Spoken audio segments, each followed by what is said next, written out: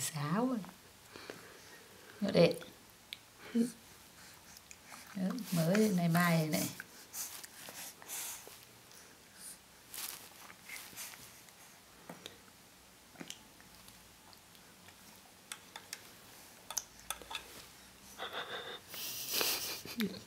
Nó muốn nhầm à? Miệng chả sung đấy. Như miệng chả sung đấy. Ôi giời ơi. Ăn từ từ đấy con ạ. Đây.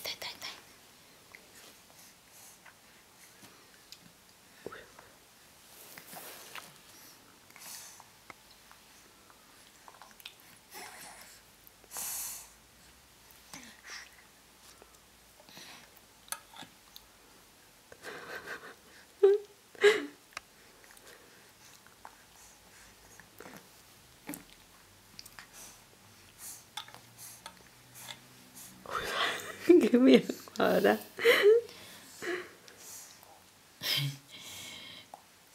Thì cú nữa sườn phải cậy mồm ấy, nó cậy mồm nhé em mà nhây. Bịt mũi. Diễn rồi thằng ấy suốt ngày bị bịt mũi.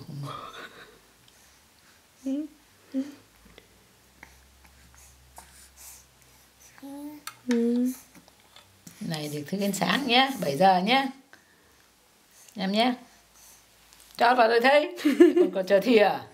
À đây, đang mút, đang hay gặm các thứ, bây giờ gặm thìa này tốt quá nhỉ. Ngọt nữa nhỉ.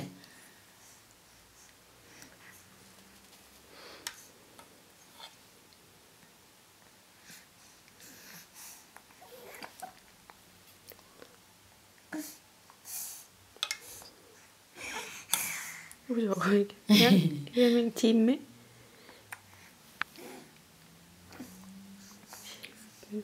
Bữa ăn dặm đầu tiên mà con đã làm như là pro thế nhỉ. Ôi dồi ôi.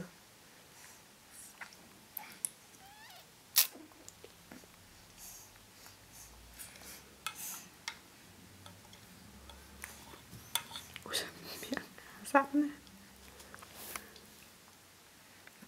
Rồi nha. Tập trung vào ăn uống nha.